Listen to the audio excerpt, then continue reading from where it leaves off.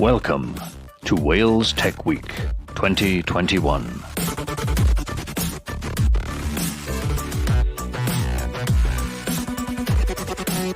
Thank you to our partners. Enjoy the session.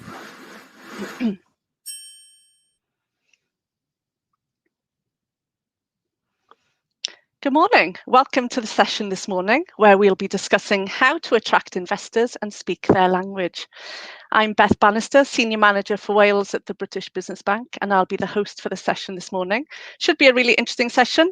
I'm joined by an experienced panel of investors who will be sharing their tips on how to navigate the fundraising process.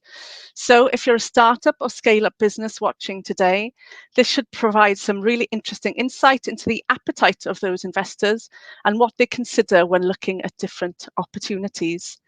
So during the session, please feel free to use the chat function to make any comments or pose any questions to the panel.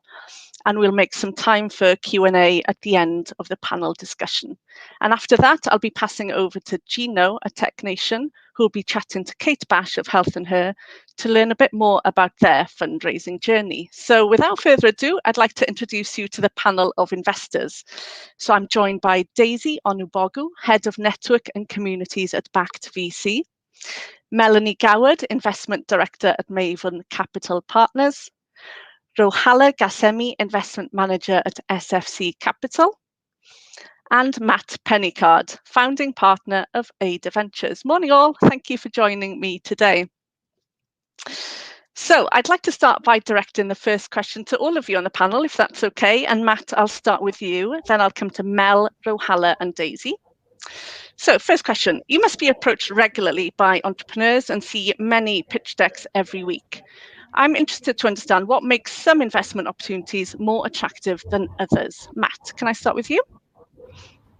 Yeah, sure. I think very simply, I probably, between the two of us, there are two partners, Ada, myself and Czech, and we probably read between 500 and 1,000 pitch decks a month, I think, which is a very privileged position to be in. But I think, so very simply, the thing that really excites me, apart from the usual sort of VC strategy stuff, is when people make it really personal, and it's so rare. For me, it's a real easy win because it is at the stage we're all investing. Everyone on this call is investing. It's so much about that. Who are these people that are going to go and execute this amazing plan? And so very few entrepreneurs make it personal. And I know it's a brave thing to do, but I just love it when they do. And I love it when the pitch deck is not just, some pitch decks don't have pictures of the team, don't even have the team. I love it when there's more than just a photo and some logos. I love it when there's a backstory and they say, accept the fact that it's a crazy thing to do a startup. It's full of risk, it's full of stress. And I just want to know why they're doing it. And so very sort of simply, that's something that gets me very excited when I see a backstory or a personal reason or a mission behind what they're doing, and they're brave and upfront about that in those pitch decks, because we see so many of them. That's one of the areas that kind of gets me excited and would make me lean in and want to do a call. Mm-hmm. Thanks, Matt. Mel, what about you? Yeah, I guess I'd echo what Matt says. I think personalization also goes to sort of making sure you're approaching the right fund for the right stage of your business. So, for example, my fund, we don't necessarily invest in pre-revenue startups. We invest once a company is generating revenue and on that sort of scale-up journey. And we also receive a high number of pitch decks every week. And sort of fighting through those, there's often a large swathe of early stage businesses that are trying to pretend to be later stage than they really are.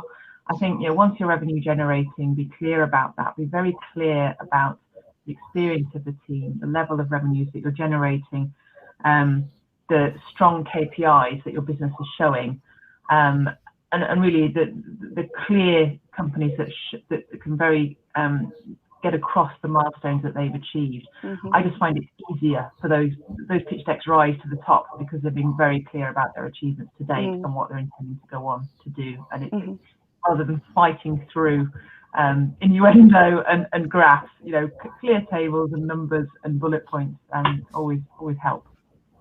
Fab, thank you, Mel. Rohala, what about you?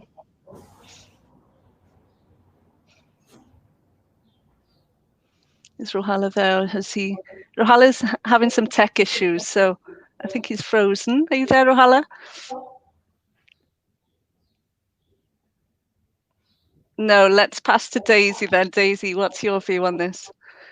So for us at Backed, it's pretty straightforward. We're a founder-focused investor, which means that we genuinely believe you take the right team or a great team building in a space where a venture scale return is possible, where it's a large market, there's an opportunity there, then they're almost certainly going to build something. And so that's the constraining factor, I guess, that we look for. And then there's, the reality, the fact that we'll only do maybe 10 to 15 things in a given year. And so there's an element of just, are we personally excited about it? And so I'd say the biggest distinguishing factor when we sort of decide between deck and a meeting at that initial point, because of course you don't really know the team at that stage. There's only so much you can get from the deck. So it's not yet a basis on which to dismiss them. So really what you're trying to look then is there a market opportunity here that makes sense?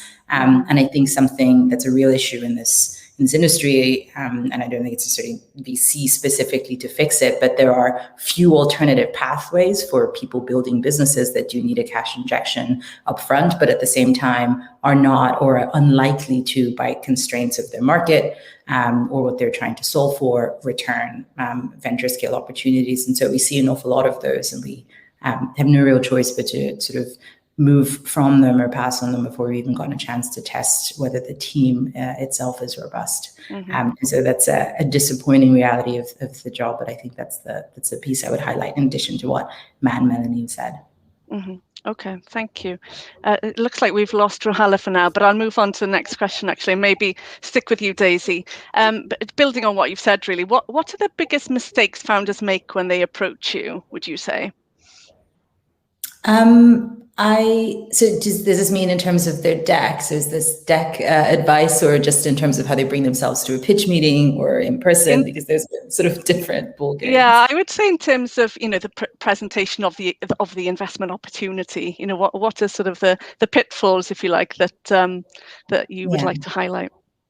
I think one major one, and I think it's completely understandable, because quite often an entrepreneur will be drawn to solve a problem because they want to solve that problem. And so from their perspective, that is the narrative that they talk about the business in terms of. But there are also lots of situations where the reason that you want to solve that problem is sort of disconnected from who ultimately is paying for this solution, or what is the basis on which this company will grow and will scale. And so often we'll see a situation where we are midway through either the pitch or the deck, and we're confused as to, well, like, why, how does this work? Like, who needs this to work such that they are willing to pay for it, so that your company makes money? Because that's the difference between being a project and a worthwhile endeavor versus a company and one that a venture fund would invest in. And so I think that is, and again, I think, I'm glad to see that there's more of a trend, I think, of almost VC talking about itself honestly in terms of, this is what it is, this is what it's for, this is what it can and can't do.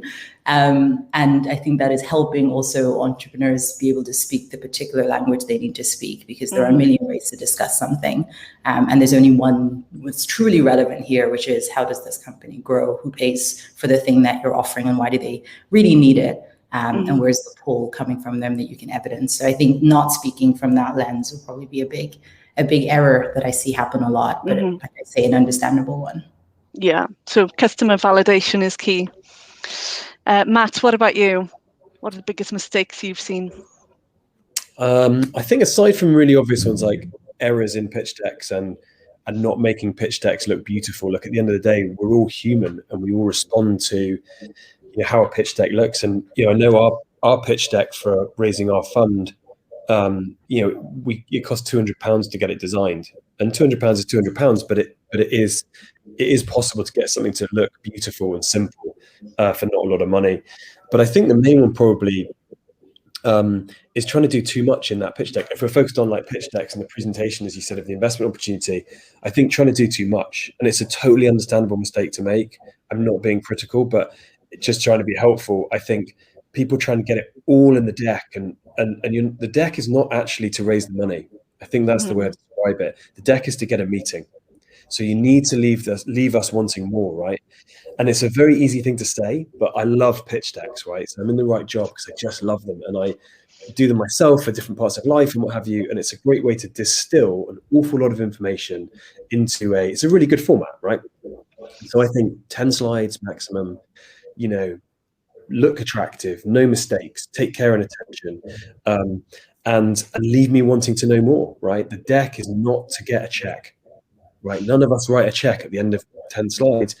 It's just to get a meeting. When you reframe it that way, I think it can become a lot more exciting as a tool. Like, otherwise it's kind of stressful. It's like, I've got to get everything in my head about this business and they end up being 30 slides, and none of us are going to read that. Like, I'm sorry, I want to, but we're not. So that would be the biggest mistake, I think. It's just like mistaking what the pitch deck is for. It's just to get it.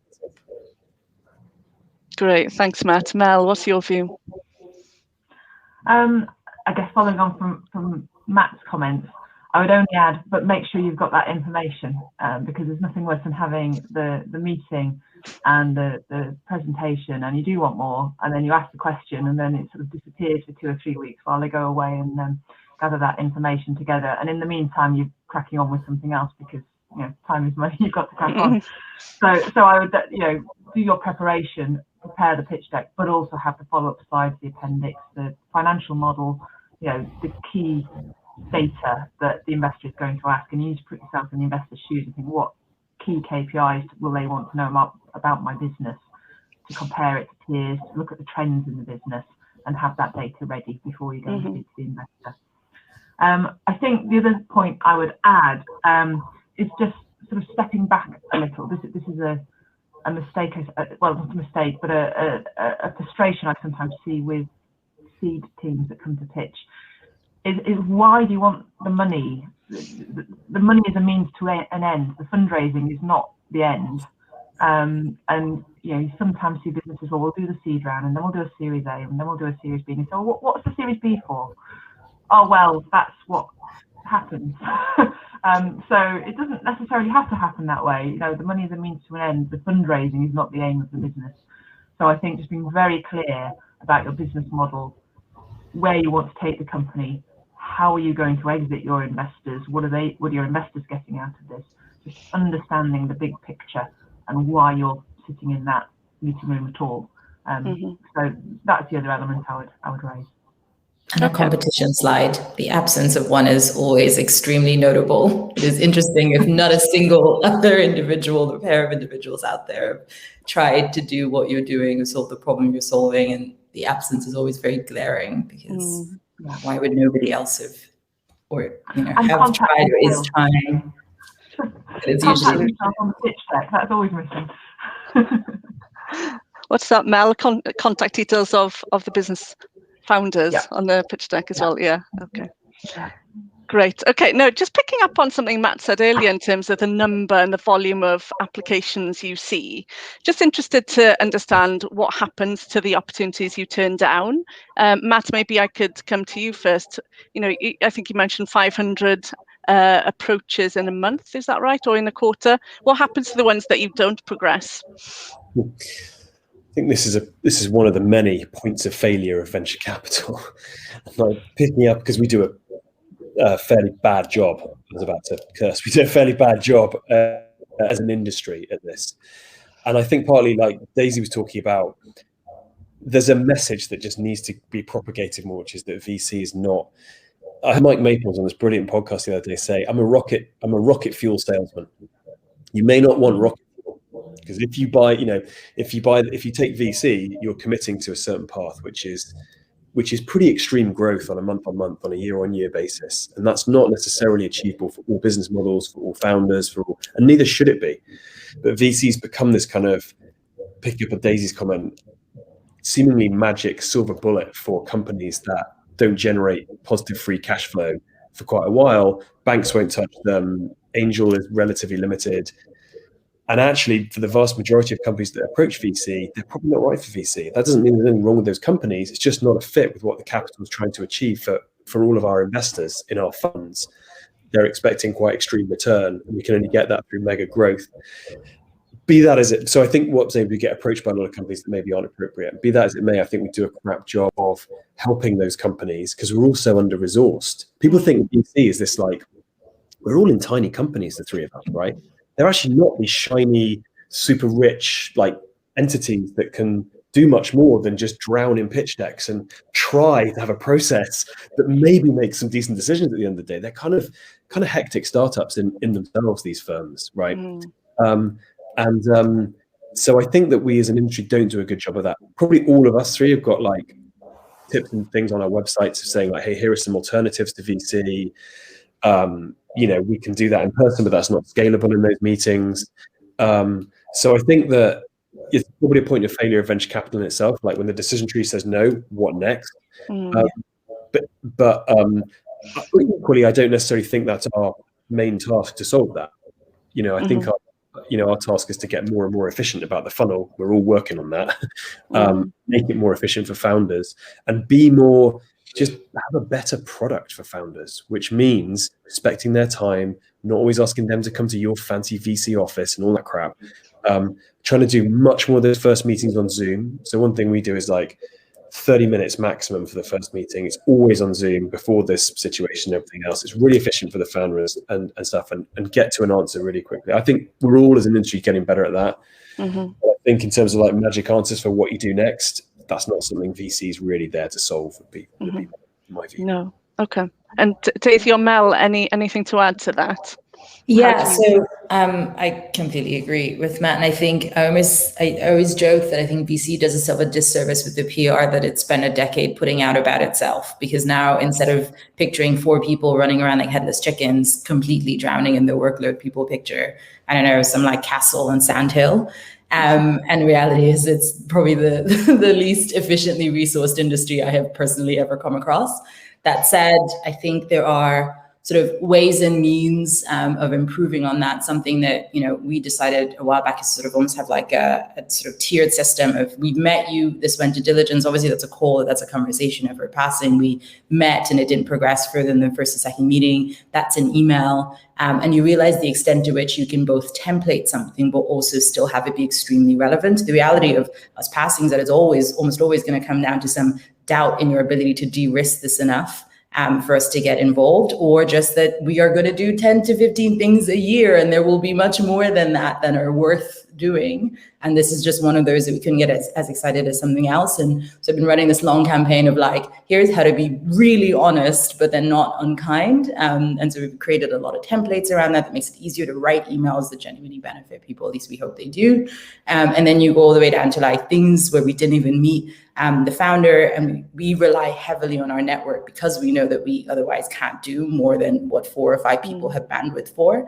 And so we're sort of recording an awful lot of our sort of group deal review sort of sessions. And it means that then instead of trying to sort of write a lengthy email, you can just take the snippet where we discuss the company and we'll send that to everybody who referred us deals, which means that they have that. If they want to turn around and have a call with those founders, if they want to send on the video or whatever else, it means that there's a way to get out that feedback, which is richest when it's first discussed anyway, into the hands of founders. And then there's the like elephant in the room of what to do about cold inbound. And I won't lie, that one is a hot mess because first I tried to automate it and then it was basically doing nothing other than making us feel better because there's some types of emails that don't benefit you at all, which is just no, thank you, for reasons that are generic enough to work for everybody. But then how is that useful to you? That's kind of the same as ghosting. And so that one is another problem to be solved at some point. It's on my long to do, but I do think that there are improvements in the way VCs are thinking about tools and resources and products that scale them.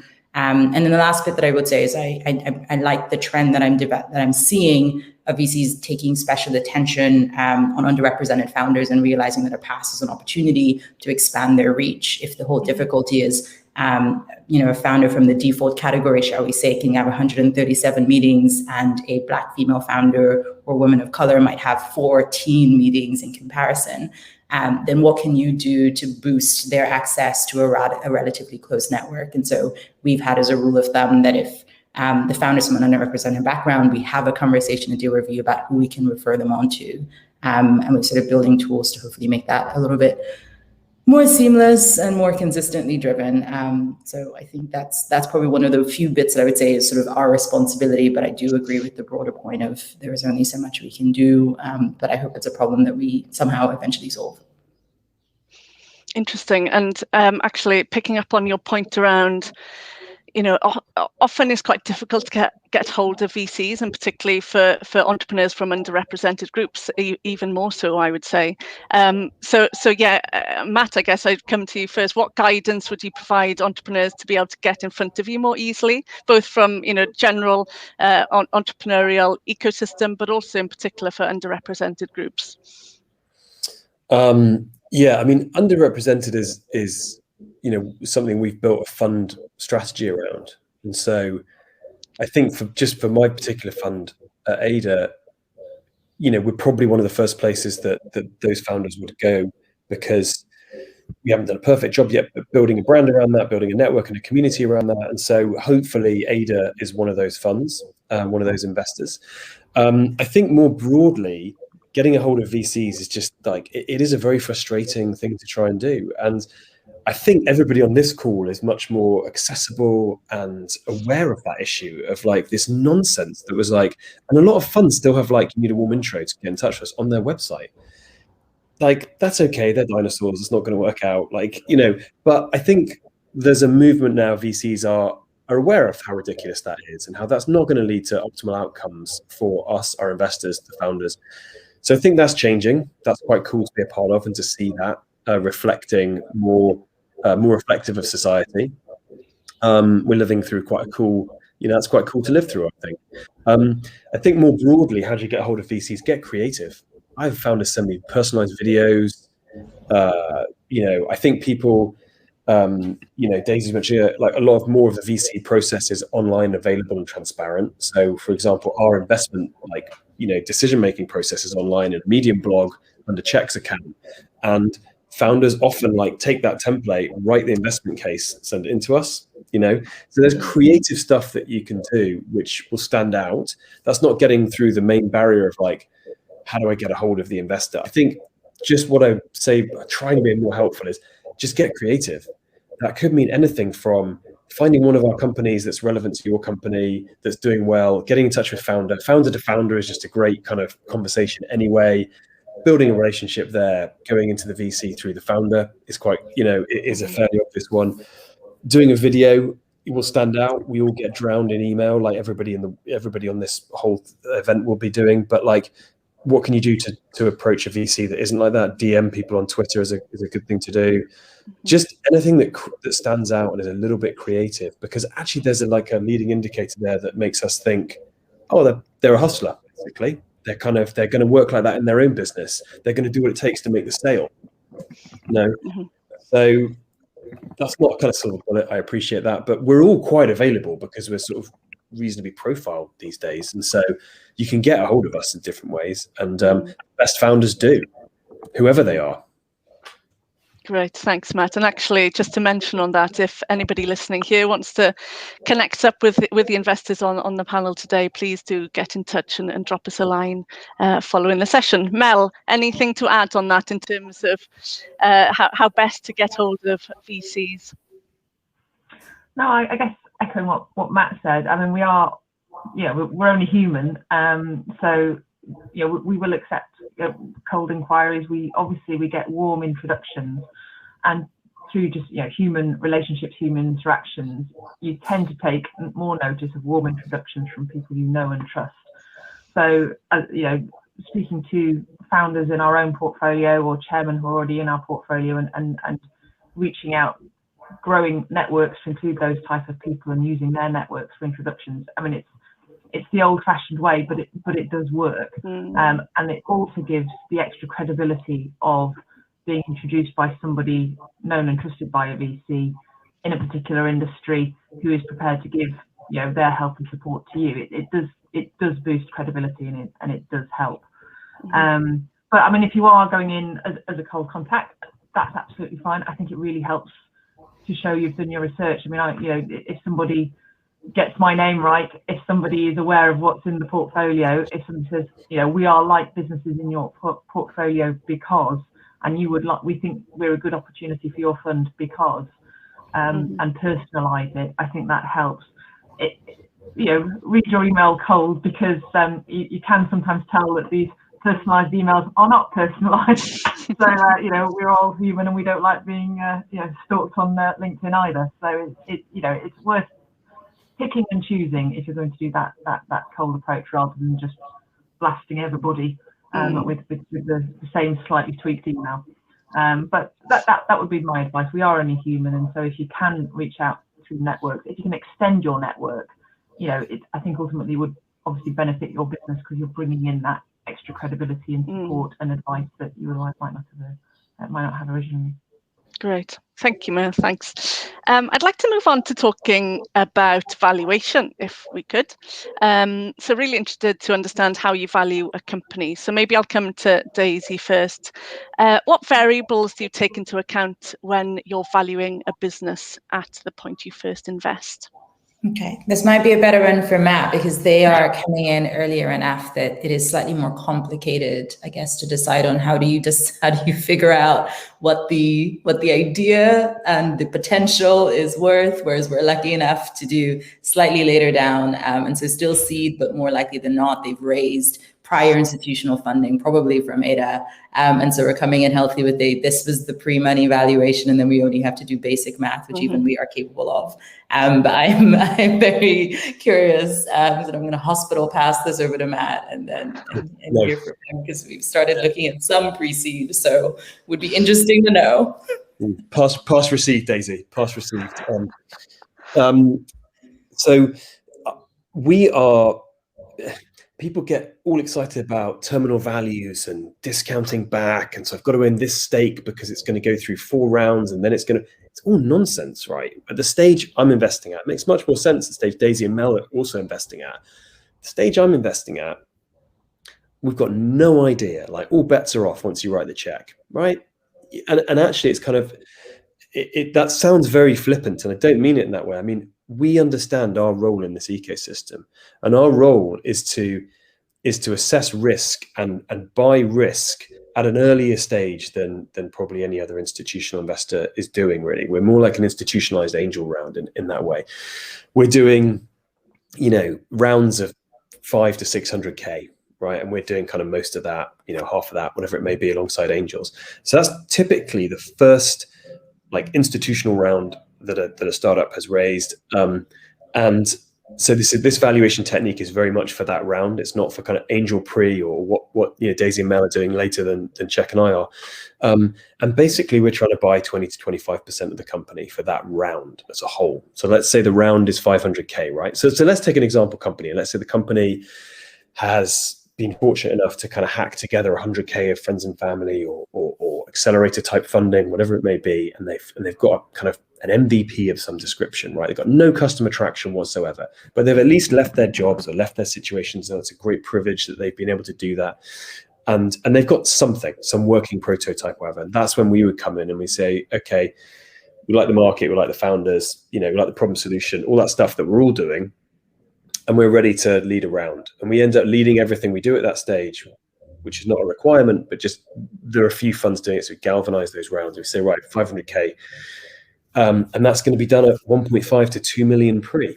And what that means is that 500k as a round has bought 20 to 25% of the company, and we will be, let's say we're half of that, so we've bought 10 to 12.5% of the company for our fund in that pre-seed round. That's what we're doing, right? And it sounds and it's just really simple. Like, that's a fair, established, kind of equity holding for that level of risk, which is about as much risk as you can take as an institutional investor.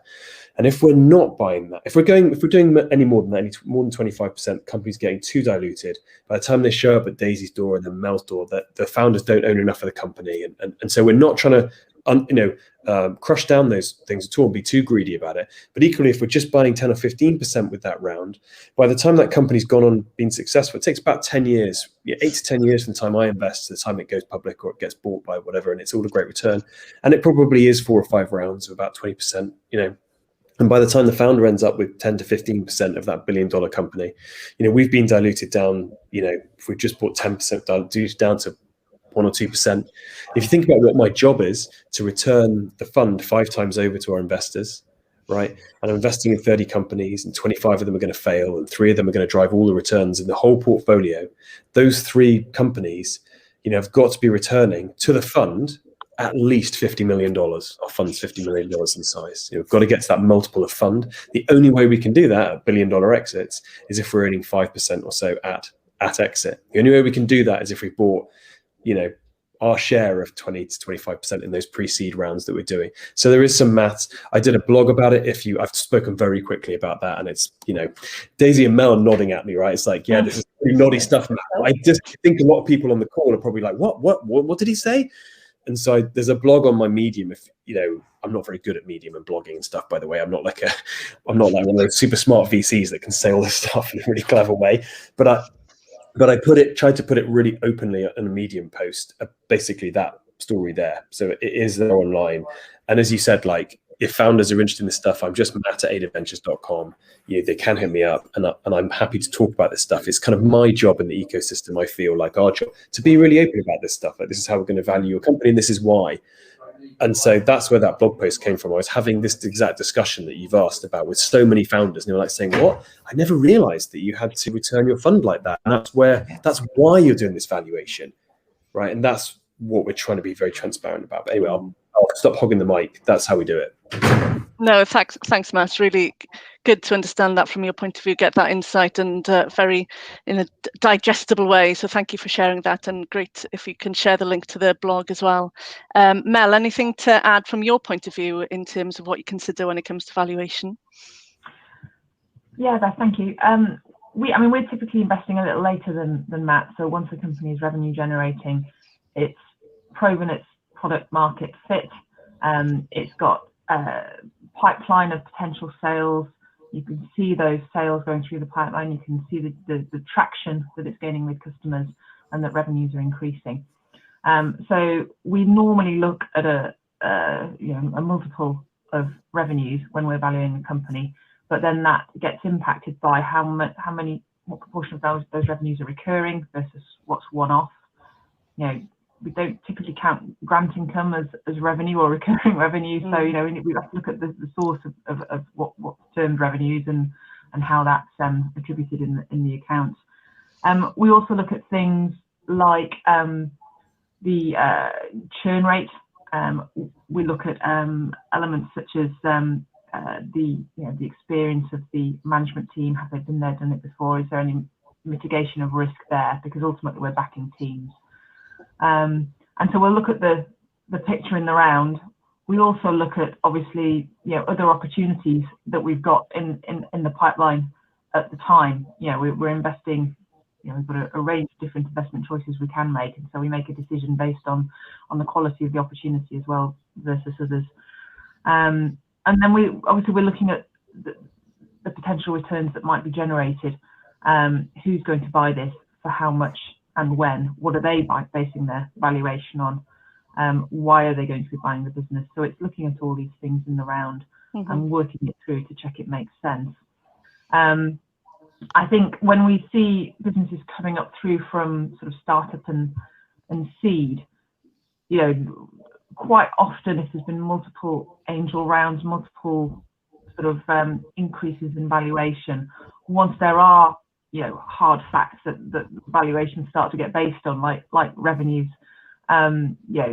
it's important to think through your fundraising valuations, that you don't end up too high too quickly, because then once the sort of slightly later stage investors like myself come in, where we start to use metrics to value the business, if you've gone too far on, I'm going to call it hope value, but that's probably quite flippant. If you've gone too high too quickly on hope value, it's then difficult to then reconfigure and restructure to accommodate that. So it's important to think through what milestones is your business going to have achieved.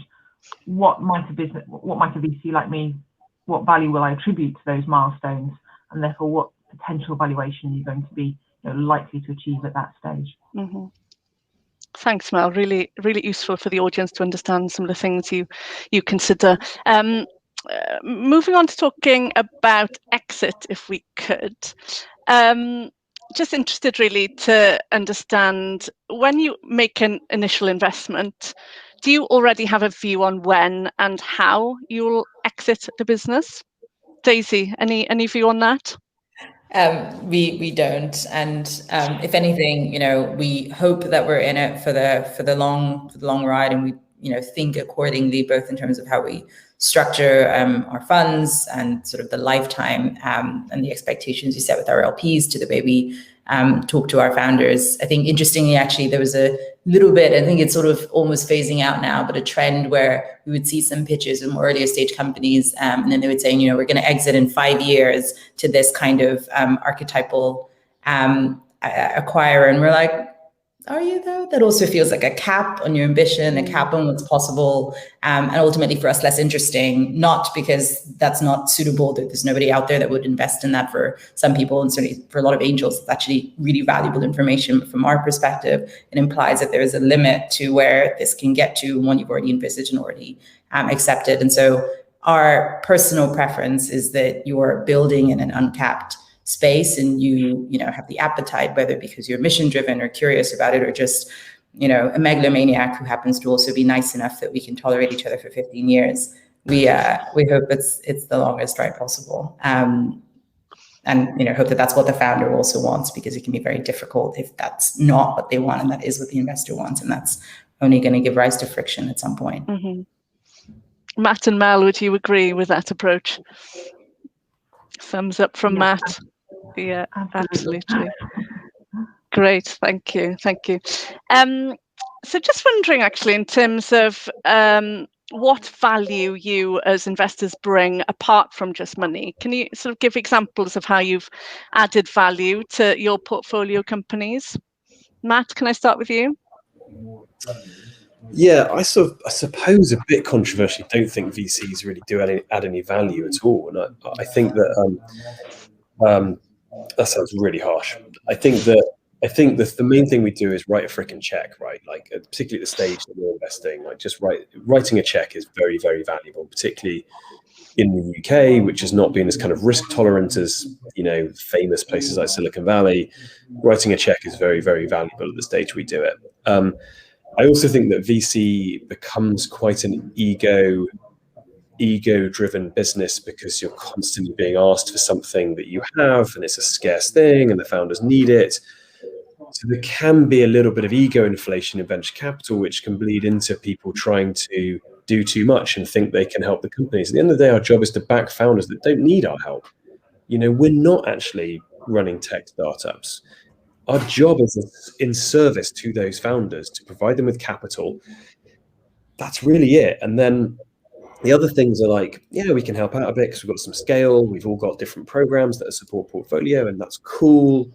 But it's not really, it's touching the margins, right?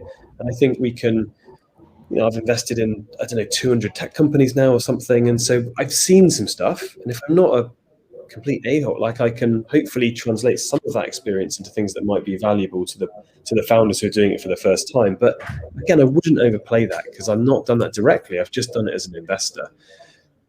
There are some funds that genuinely do have real cool value add features, and that's great. And Daisy and Mel can probably talk to some of those things because they're more established, they're bigger organizations, they've probably got more resources, and they're probably able to focus a bit more on that kind of thing. What we say at Ada is just call the people we've invested in and ask them what it's like. And what they'll say is, yeah, check them out. It's super nice and really supportive, and they'll do anything they can to help. They won't say they're coming and run your company with you, or, do things like that. I think one area of value we all focused on is governance, and if you're the kind of company that wants to grow big, you're going to need to have governance. You're going to need to have accountability. You're going to need to go beyond being this experiment that's a startup. Andy Aim talks about it brilliantly about, like, startup's just an experiment. It's not a real company, right? And that's exactly what I subscribe to. But at some point, you're going to want governance. That doesn't mean you have to be on the board and all, but you want some governance, and you're going to grow up accountability. That's valuable. It doesn't sound particularly sexy, but it's valuable. We help in the US an awful lot because I lived in the US for a long time. I know Silicon Valley extremely well. The kind of companies we're all investing in are, if they're going to be successful, they're going to have to reach mega scale. And most of those companies at some point in time are going to have to raise capital in the US and establish operations in the US and grow in the US. Not all of them. And it's not a silver bullet. It's very, very difficult to do. That's probably the one area of hard value that we as a fund would offer founders. But again, I would sort of more simply say, don't look to the VC about value. Call all the people they've invested in and find out what they're like as people. Don't get sold on like, oh, I've got all these features. That's not what venture capital is really about. I'm going to partially disagree with Matt on that one. I think there are areas in which we definitely converge. Like the biggest one would be for VCs to disintermediate themselves, because it is unlikely that you have the like sort of expertise to the depth necessary of that expertise to be truly useful. Because even if you've seen it, you've probably seen it from a distance rather than an operator who's been there. So I think there's a lot to be said for how do you deliver the value add if you should. But where I would agree more broadly is in the idea of like you were there to write checks. I think that is true to an extent and was true for a very long time, but now it is extremely competitive to build a business, because if you are doing it, the democratization of access to like tech, to market understanding, to whatever it means, it's pretty likely whatever you're running at, 15 other equally exceptional teams, et cetera, are running at. And so it becomes a real race to like, what is your reach in terms of like access to a village, who knows this, who knows that, who can get you in front of this person and such and such. What is the pace at which you're learning stuff? Because what you have to learn by your own error versus what you learn by somebody being like, I have been here and this is the thing, is a distance that's notable. And so I think increasingly a fund's ability to close that gap between some people already have these personal networks and have these personal sort of encyclopedic knowledges of the things they should do because maybe they've built something before that was deeply well connected. And some people don't, and yet their innate potential is sufficient and the space is big enough for something to be built. But if you can contribute to them forming the rest of what's missing, the bits that are learned, that some people even learned before because of their exposure or because they have the right people around them today, you can supplement. But I think the way to do that is through tools and is through disintermediating yourself. Like, how do you bring an expert network of founders and operators around? How do you create, self-serve tools that are there, and as they're needed, they come up? I think the governance point and the sort of growing up as an organization one is so key, because it's the thing that is most likely sacrificed in the heat of just running at solving the problem. You don't care about organizational design to the same extent. You don't care about setting up your HR processes so they're all exceptional. You care about the things that sort of correspond to growth and immediacy. And so having infrastructure around you that makes it easier to do those things is less friction, less excuse for not doing it. And having, the advice that reminds you that this is super necessary from someone who's been there before. I think all of those things can really do a lot to change the trajectory of a company. But what I would say, though, is I think it's important for funds to be very honest with themselves about what they can do. I think for a fund this size of Ada, I think what they're doing is exactly right for what the resources that are, which is we are two individuals. What is it that we can do that is the most impact? Let's do that thing, because I see a lot of like, let's advertise 15 things. 10 of them don't seem to be particularly connected to a valuable thing for a company, and 2 of those we actually don't do very well. Versus we will do these ones, we will nail them as far as we can. We'll remove ourselves from that process and make it about bringing in the right operators and founders to be advisors to our portfolio, and we'll hands off the rest because it's not our company at the end of the day, and we should get out of people's way. So it's not a total disagreement, but it's an additional piece. Yeah, I just add that I think it's down to type and stage of fund. There are some things that investors do as a job that is useful to businesses, in the portfolio as well, such as M&A, bringing in other investors, financing, further rounds. So those elements which are bread and butter to an investor also lend themselves obviously to the portfolio company. And I'd also say doing the diligence on your investor is essential. Speak to their other portfolio companies, because whilst many investors, obviously add the check, which is valuable, some add additional skills which are also valuable. There are some that can be detrimental. It's a very wide and disparate industry in the UK. So certainly do your diligence on the investors as they're doing their diligence on you. Good point. Good point. Thanks, Mel. Getting a bit tight on time, so just before we close, and we'll pick up on some of the questions in the chat box as well. I just wondered if I could come to each of you to share your one top tip for an entrepreneur to increase their chance of successfully fundraising. Daisy, could I come to you first?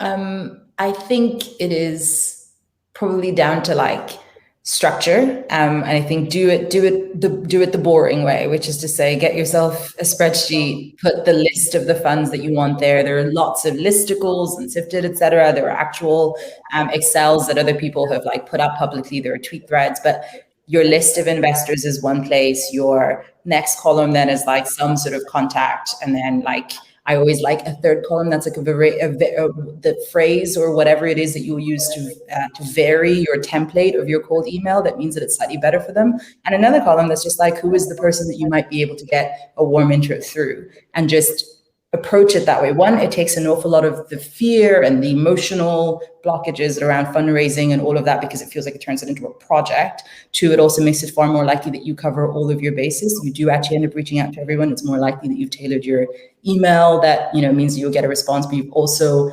backstopped then with the likelihood of getting a warm intro.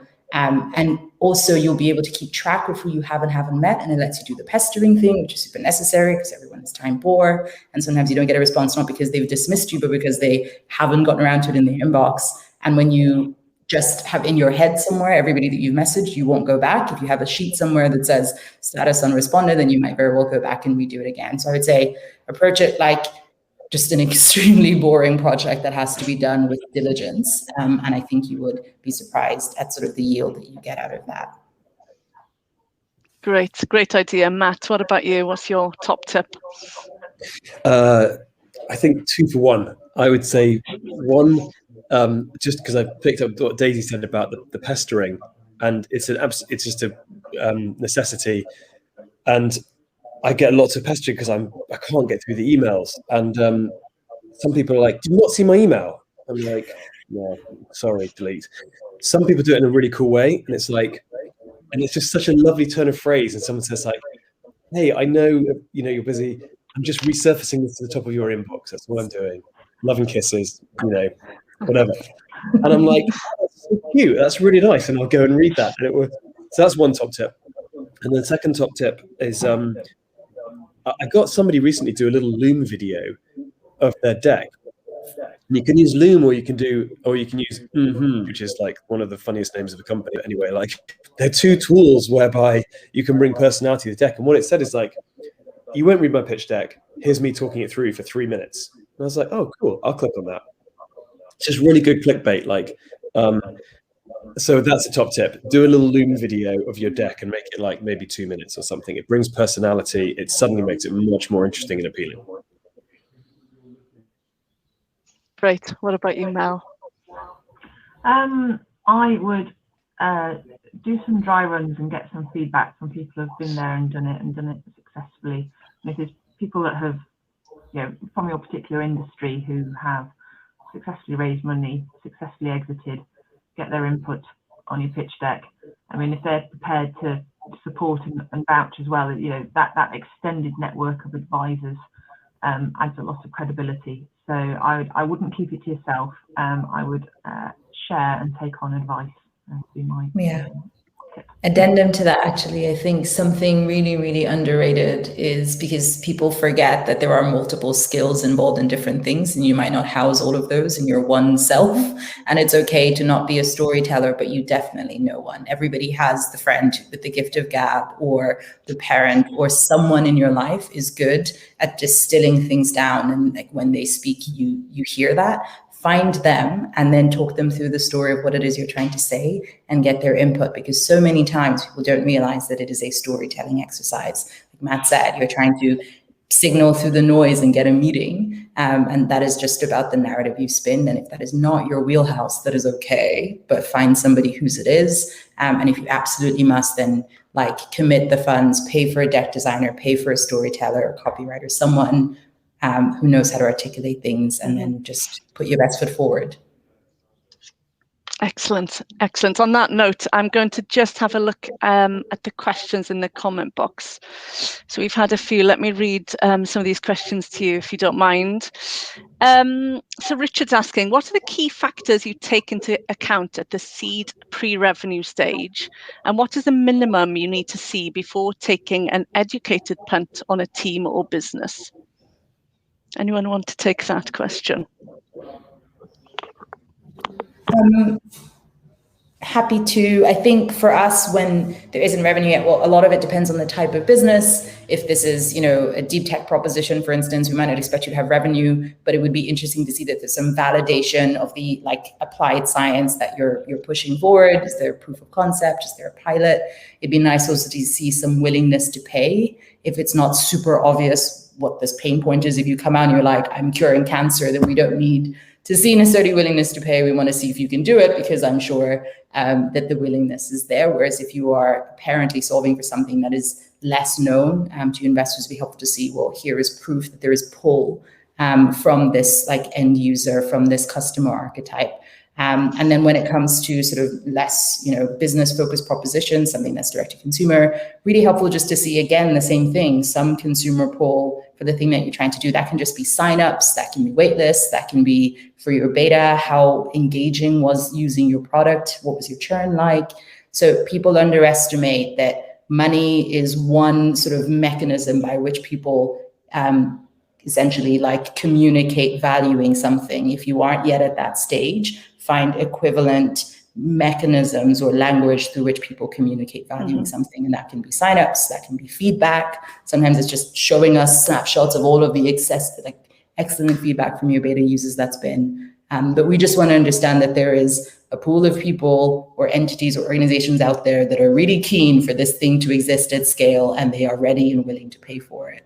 And what is anything that gives a hint at that, even if you haven't proven it out yet? Thanks, Daisy. Hopefully that's helpful, Richard.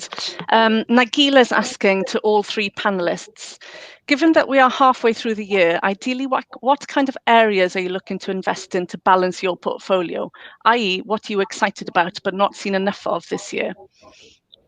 Matt, can I come to you on that one? We're always looking at kind of societal level trends, right? So we need strong swimmers, the founders, in fast flowing rivers. That's the markets. And so that's something one of my LPs said to me. It sounded much better when they said it to me than I just said it, but that's essentially what we're looking for. And the strong rivers are the sectors and the markets, and we're looking for societal level change, because that's what really drives kind of power over an 8 to 10 year. We're looking at things like climate. We're looking at things like crypto. We're looking at things like the metaverse, within kind of gaming and NFTs, none of which we've invested in, right? So to answer the question directly, they're quite new, in terms of investable sectors, or they haven't yet got hot in VC. I wouldn't say. I think Daisy's fund's done some good stuff in the area, in some of those areas I've seen. So yeah, I would quickly answer that. Thanks. And Mel, anything you're particularly looking at to balance your portfolio this year? That's an interesting question. I think we take a stronger steer on management teams. So we like to back good teams. That said, we do try and spread the portfolio across a range of different industry sectors. And so, we invest through our VCT funds in a wide range of, across many industries of manufacturing, software, e-commerce. But we take a steer on team first. If we get a great team in something like cybersecurity, fantastic. But if it's a lesser team, then we may not, we probably won't make that investment. So it's not the primary thing we look at, although we do obviously consider it. Great, thank you. Hopefully that answers that question there. So unfortunately, that brings us to the end of the session. Thank you, panelists, for your input and insights. It's been really, really interesting, and I hope the audience has found it really valuable. If anyone listening would like to contact anybody on the panel today, please do reach out to us. BBB have a virtual booth at Wales Tech Week, so please do connect in through that means, or just drop us an email, or connect through social media, as has been discussed today. So thank you once again, investors, for everything today. It's been really, really interesting. And I'd now like to pass you over to Gino at Tech Nation, who will be chatting to Kate Bash of Health and Her to learn about their fundraising journey. Thanks very much. Over to you, Gino. Brilliant. Thank you, Beth. Thank you very much for this opportunity to talk today as part of this session, but also a big thank you for bringing on those VCs and those investors and giving all of us in the audience an opportunity to hear their motivations and their experiences of being investors in the tech world. I think I speak for everyone when I say it was really insightful and an incredible opportunity for any founders out there who are looking to make that journey. I was particularly impressed by Matt's answer about VCs being no value other than a check, which he then elaborated on, but that was quite an interesting answer. I'm really excited now to give people the opportunity to hear from the other side of the table, because we've now heard from the investors already. So we're going to have an opportunity for you to hear from a tech founder who's gone through a part of their scaling journey and is growing fast, and we can get insights from them about what they're doing as a tech company to get their investment and scale and grow their company. So I'm really pleased to invite to the stage Kate from Health and Her, a tech company here in Wales. So Kate, welcome to the session. Thanks, Gino. Hi.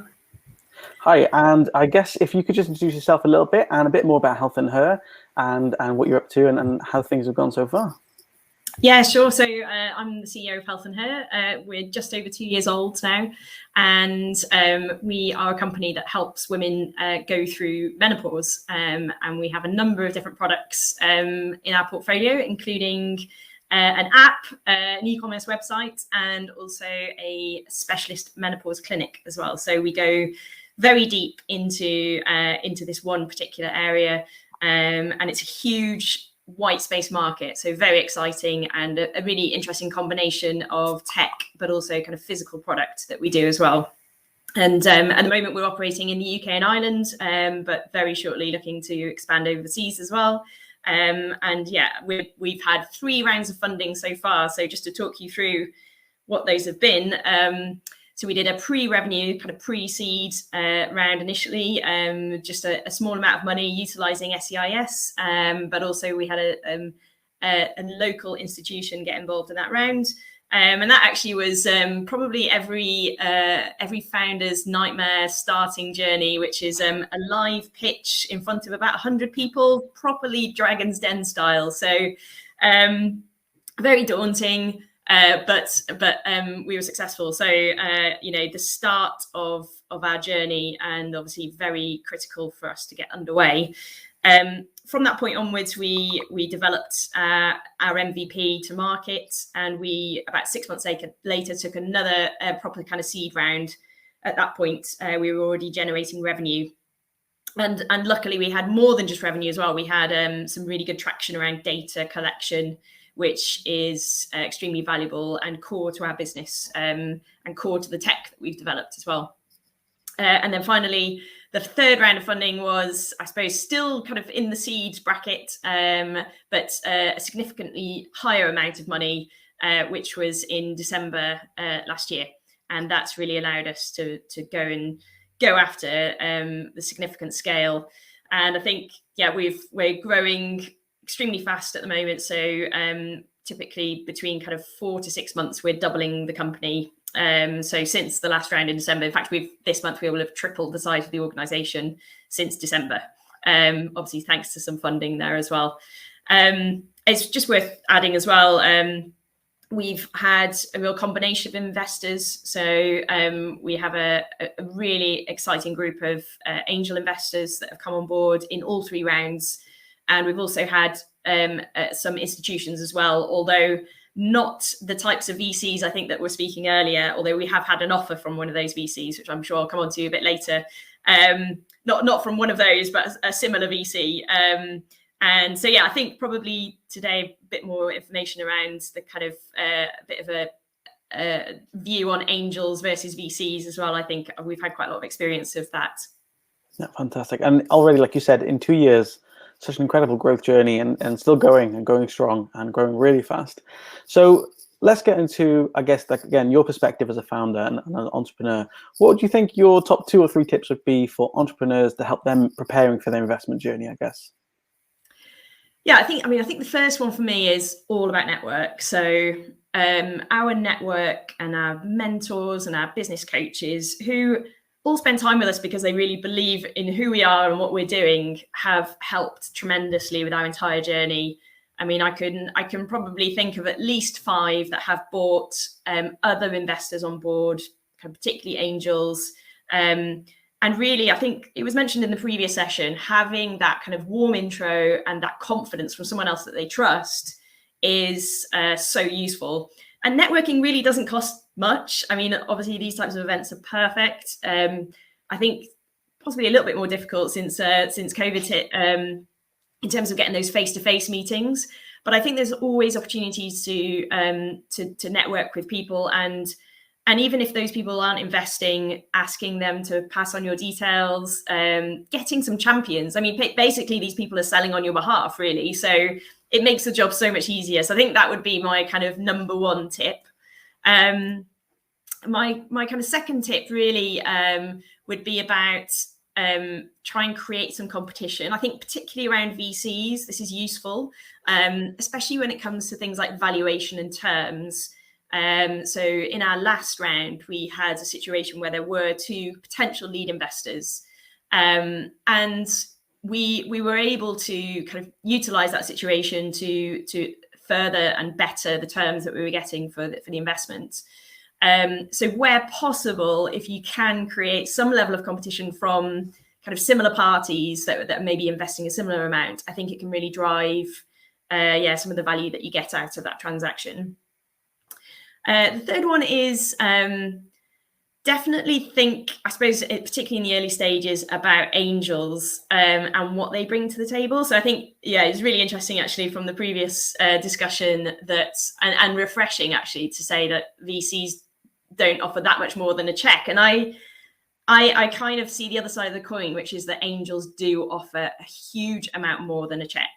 I mean, we have a perfect scenario at the moment where we're looking at our B2B business, and we probably have a potential 100 businesses, like blue chip organizations, that we could potentially approach through our current shareholders, of which about half of them have either run their own company or a CEO or some sort of C-suite level. And the value in that is just incredible. And so I think often the journey of, right, I have to do seed, Series A, it has to be a VC. I think founders need to think hard about that and actually, okay, maybe getting 30 angel investors can be a bit of a headache when it comes to doing due diligence and doing all the paperwork. But actually, in the long term, I think there'll be an awful lot will pay back. Whether those investors could scale with you is another question. I think we certainly do have some investors that could scale with us and potentially take us through to kind of those size of kind of Series A, Series B investments if we require it. So it is worth finding those people for sure.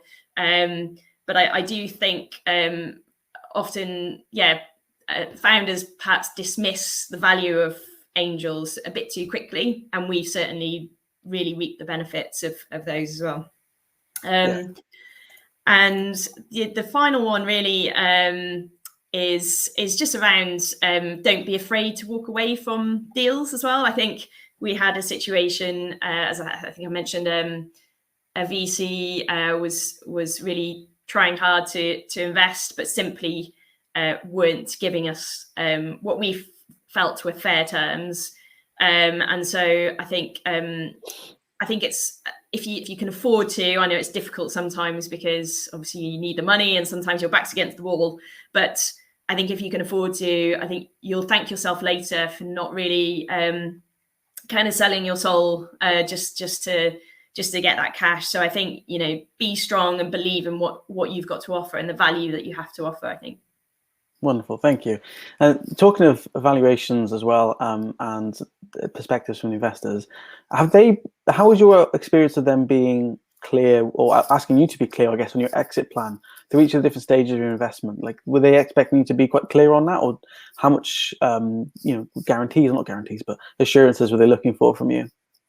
Yeah, I think maybe slightly conversely to the previous session, all of the kind of larger organisations that we've been speaking to are very keen on having a clear plan to an exit. I think we've always felt as founders as well that we would like to have that, but I think, maybe recent times we're keen to kind of get to a level of profitability quite quickly now since our last fundraising round, and I think there are definitely alternative options. I suppose if it's a game to play, I suppose, because in some instances, VCs are really keen on an exit plan. And I think from my perspective, it's a bit like creating a forecast and saying, yes, we do have an exit plan. There are opportunities to exit. It's kind of the same as forecast, where it may or may not happen. A lot will change as soon as that investment has happened. Within days, probably things will change. So I don't want to say kind of it's a bit about lip service, but I suppose it's probably trying to find something to match your own goals, and probably doing the due diligence on the actual investor to see if that kind of matches. I think from my experience, definitely demonstrating an appetite to exit does seem to work well and well received from VCs in particular. But like I say, yeah, it seems to be a little bit conversely interpreted, I suppose, by the previous round of panelists. So I think it's perhaps is identifying the potential opportunities, but maybe not putting a specific timeline on it. That might be a good approach, perhaps. Good answer. And now we've talked about your experience, I guess, with investments and VCs. I'd like to find out a bit more about kind of your experiences, your personality as well, and how that's helped you as a founder and an entrepreneur to grow. So, what kind of elements do you think of your own personalities and experiences would you feel have been a strength in you to help kind of grow this company in this journey of scaling up, I guess, in that way? Yeah, I think I've been quite lucky, I suppose, in my career. So I've always worked in roles like marketing and innovation, where it's just second nature. My job was bringing new products to market and selling them into the board and getting sign off. So I'm very, very used to going through that process. It's really, I suppose, an experience that I've had throughout my career, particularly in fast-moving consumer goods. So kind of quite relevant to what I'm now doing. But I think beyond that as well, I think it's also been quite open to learning. We did, so for the last round, we probably did somewhere between kind of 80 and 100 pitches, not to 80 or 100 individuals, but maybe where we were going through 2 or 3 pitches per angel or per VC. And along the way, you learn an awful lot about what makes them tick. And we had a great example of a VC who absolutely loved the kind of the holistic ecosystem that we have within Health and Her. So being able to transfer customers from one product to another throughout their journey. And he coined the organic loops, which at that point I hadn't really kind of fully considered that name, and we really liked the kind of the sentiment of it. So from then on, we talked about organic loops to almost every investor, and it definitely seemed to resonate well. So I think definitely see it as a journey. When you're pitching, the first few pitches unlikely to be going really, really well. You can really hone your pitch over time and learn from the investors, like really understand what makes them tick. Another one was recurring revenue, the real focus on that recurring revenue and just knowing that was there, I think was something that we really brought to the forefront for our business as well. So some like pretty obvious things, I suppose, but it does really distill where you need to put your energy with regards to the messaging that you're giving. Thank you. And I guess what extent would you feel that being a female entrepreneur, especially in the tech world, has been either an opportunity or a barrier when it comes to fundraising specifically? They mentioned this briefly earlier. I was wondering to get your take on it. Yeah, I think it's a difficult one because obviously I've only experienced it as a female, but I think I've I watched a really good TED talk by a lady called Dana Kans, who actually studied the kind of the way that pitches went for females versus male entrepreneurs.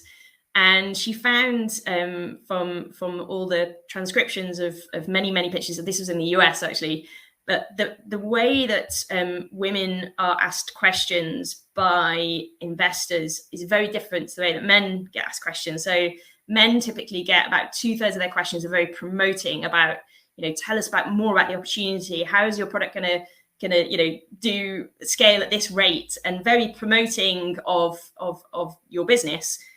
Whereas women tend to get 2/3 of their questions are more kind of negative, so about the risk of the business, how all the obstacles that you might come up against. And so that's actually kind of been proven out now, which is quite interesting. And what she talks about, and she in the TED talk, and I would definitely recommend it to any female entrepreneurs out there to watch this, because she talks about the technique of changing or turning these kind of slightly more negative, risk-centric questions into more positive, promoting answers. And so I definitely try to use that technique during the process of getting funding. And I definitely came out of a few pitches feeling a bit hard done by with regards to the momentum and the feeling and that kind of, that nice kind of attitude to what you're doing. Others less so. I think that definitely comes down to the individual, but I think just definitely being wary of that situation, but also knowing that there is something to overcome it, I think is really important. Thank you. And another thing I wanted to talk about was, they're talking about you're going to have a lot of networking. You mentioned at the beginning that you're going to fall on when you, as an investor, to help you to do this journey, right? And you're going to get a lot of advice as part of that. So what would you say has been some of the best advice you've ever heard from others that have helped you in the journey, and also maybe some of the worst advice you might have received while you're doing this? Yeah, I think actually both, maybe answers both questions really, is around valuation. So I think where we've had current investors, I suppose, being really positive and optimistic about driving the valuation forward, and they're going to be reinvesting as well, and bringing others on board. I think that's something to really behold, and obviously really enjoy that feedback. We've actually had it flipped the other way as well. So earlier on in our journey, we had one of our investors who wanted to reinvest, kind of suppressing our valuation. And I think that was, we unfortunately did listen a bit too hard to some of that advice, because we were looking to move at speed. And looking back, I think it was probably one of the biggest mistakes we made, unfortunately. And it definitely hampered us from a kind of equity perspective as well. So I think I'd be, definitely listen to lots of advice from everyone, but I think also try and put yourself in their shoes. I mean, I think this is something that I've tasked myself with, and obviously this comes a bit down to affordability, but I've actually invested in another business myself, so I can sit on the other side of the fence. And I would also encourage people, even if maybe you can't do that kind of financially, maybe to try it virtually. But I think being on the other side of the fence and knowing what it's like both sides is really helpful. But I would definitely make sure that you get enough kind of consensus on kind of some of the big decisions around valuation, and just be wary of investors trying to suppress that a little bit, especially if they're reinvesting. Absolutely. And I just noticed we've only got a couple more minutes left, so I'm just going to finalize with one question, I guess. From your perspective as a founder, what do you think that we as an ecosystem in general, and that's obviously all the people that work within the tech community in Wales, can do to help bring more investment from outside of Wales back into Wales? Yeah, I think it's a really good question. I've seen a little bit of this already in Wales, and I would definitely like to give some credit to Global Welsh, who are an organisation that try and work with Welsh nationals that have been very successful abroad, and encouraging them to bring investment back into Wales. So I think that for me is a great success story of what we can achieve to get kind of investment from outside of the country. I think the other thing for me is last year we got our kind of large sum of investment through completely virtual meetings. And so I feel like the world has changed now, whereas before perhaps people felt like they had to go to Silicon Valley or do a long stint in the US, maybe a few months to do the rounds. I think that's over now. I don't think that's fully necessary. Perhaps at a late stage, you might need to go and meet people face to face. So I think there is definitely an opportunity for some sort of organization, perhaps Global Welsh or another organization, to be making better connections with US VCs in particular. I think that market, as we probably all know, they have so much more appetite for investment. And I think they probably would see a lot of investments here as very good value for money, and also enable that kind of export to the US to happen, which would be great for the company, for Wales as well. So I do feel like there is an opportunity for these types of organisations like Global Welsh or other organisations that are perhaps connected to the Welsh government to further those links and take advantage of this kind of this value that you could probably get out of the US in particular, I think. Brilliant, thank you. And I'm told now we need to wrap things up, obviously, because we're coming to time. So I just want to say thank you, Kate, for joining me on the conversation. Thank you to Beth from British Business Bank for inviting us to talk this afternoon. And thank you to Nick and the team at Tech Connected for running the session. It's been really great. So thank you all. I hope you enjoy the rest of this week with Tech Connected and Wales Tech Week. And I look forward to seeing you in future panels. Thank you all.